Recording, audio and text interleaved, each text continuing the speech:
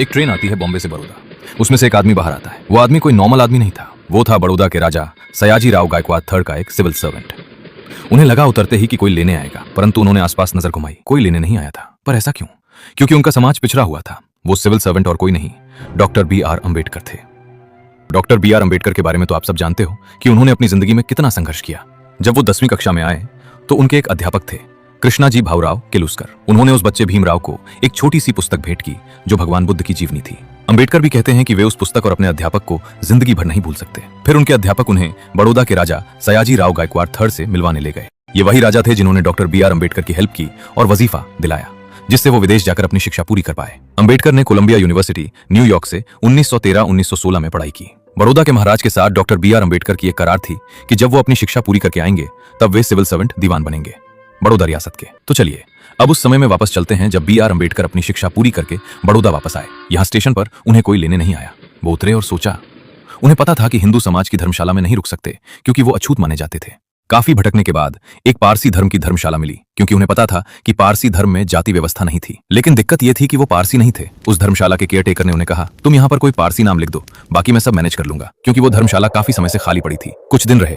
उन्होंने कहा, ये कौन अछूत आदमी है, हमारी धर्मशाला में कैसे आ गया? तुमने हमारी धर्मशाला खराब कर दी। तब अम्बेडकर ने कहा, आपके धर्म में तो जातिवाद है ही नहीं। वो लोग कहने लगे, हमें नहीं पता, चलो यहाँ से। तब डॉक्टर अम्बेडकर वहां से चले जाते हैं।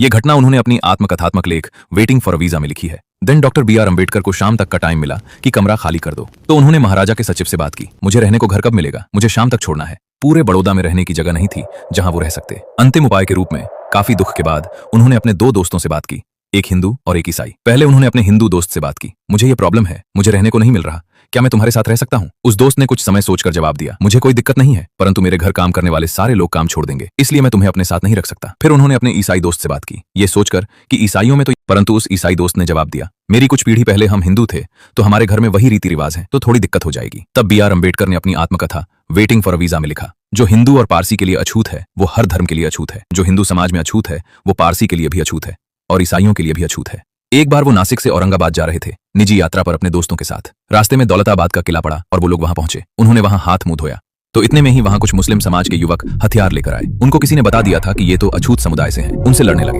तब अम्बेडकर ने समझाया, तुम तो मुस्लिम समाज के हो, तुम्हें तो जातिवाद नहीं है। तब वो कहने लगे, हमें नहीं पता तुमने क्यों हमारा ये स्थान अपवित्र कर दिया है। फिर अम्बेडकर भी कहते हैं, तुम्हारा धर्म तो कहता है कि सब समान है, पर वो नहीं माने। तब अम्बेडकर को लगा यहाँ हिंसा हो सकती है, तो वो वहां से चले गए। तो डॉक्टर बी.आर. अम्बेडकर ने लिखा, जो हिंदू, पारसी और ईसाई के लिए अछूत है वो मुसलमानों के लिए भी अछूत है।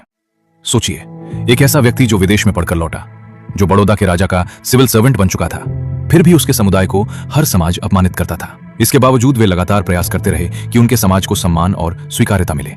वे अपने परिवार और समुदाय के पहले व्यक्ति थे जिन्होंने इतनी ऊंची शिक्षा प्राप्त की और विदेश गए। वे चाहते तो विदेश में सम्मानपूर्वक जीवन बिता सकते थे, लेकिन उन्होंने निर्णय लिया कि वे अपना जीवन अपने देश और अपने समाज के लिए समर्पित करेंगे।